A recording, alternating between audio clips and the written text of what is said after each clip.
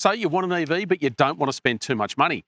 Well, Jaecoo reckons it could have the answer with this thing. It's called the J5, and it is a new small SUV. And as the branding suggests, it's a pure battery electric vehicle. And the big pitch, it is super sharply priced. First, though, a little bit of background.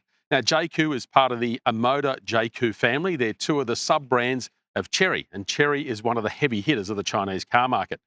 They're trying to position Jaecoo as a little bit more upmarket, a bit more premium, sort of mainstream. But when you look at the pricing on this thing, it's definitely closer to mainstream. It's $35,990 plus on-road costs. And as an early deal, they're doing them for $36,990 drive away.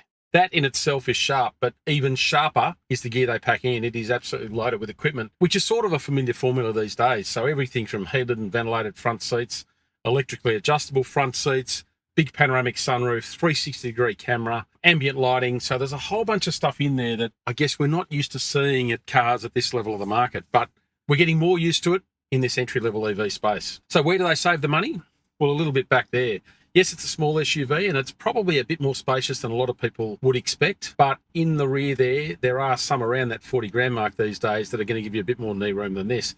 That said, perfectly fine. And particularly if you've got a small family or something, I don't think you're going to have a major issue. There's also another thing that Jaecoo likes to talk up, and that is the seats, or more specifically the seat material, that they refer to as super eco-clean skin. Effectively, it is fancy polyurethane. So it looks like leather. It's not leather, but they say it's better than that because it's basically resistant to wear and tear. It's scratch resistant. It's odor resistant, stain resistant, all sorts of stuff. And they call it kid-proof, pet-proof, chaos-proof. So expect to hear a bit about that. And outside, you'd have to say it's a reasonably good-looking car. It's a fairly clean design. It's got a little bit of that butchness in terms of the SUV look. You've got some roof rails. You've got some nice clean lights, that sort of stuff. So they've sort of done a good job from that perspective.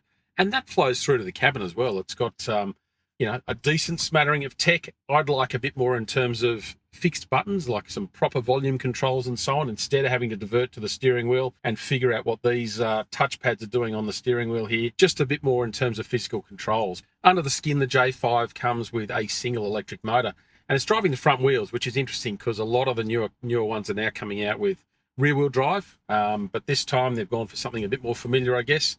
155 kilowatts of power, 288 newton meters of torque. So performance-wise, not a whole lot to whinge about. It certainly accelerates pretty smartly, and again, it's that torque, it's that instant pulling power that makes it so easy to live with. The one area, though, it does struggle a little bit is when it comes to getting the power to the ground. So you've got that front-wheel drive, and if you go to accelerate too hard too quickly, it will actually light up the inside wheel. So basically tries to wheel spin and doesn't quite do a great job of getting the power to the ground. And sometimes you feel it's trying to torque steer as well. It's trying to sort of tug in the direction that you're turning. So when you accelerate, it'll sort of pull a bit to the right if you've got a bit of right steering lock on. So just something to be aware of. There's a lot happening up the front there. It does actually have a decent set of tyres on it. They've put Continental tyres, so a good brand, but they're just tasked with doing a little bit too much. Elsewhere, the J5 doesn't do a whole lot wrong. It's fairly easy to drive. It's got light steering.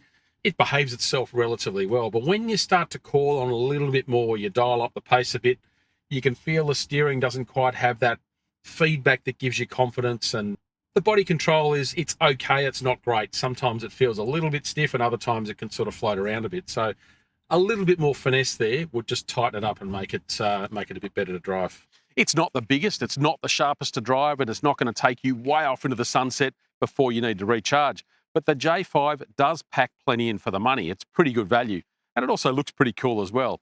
And let's face it, that is important at this end of the market. So if you're after an EV, a pure battery electric vehicle, and you don't want to spend a whole lot of money, you could do a lot worse.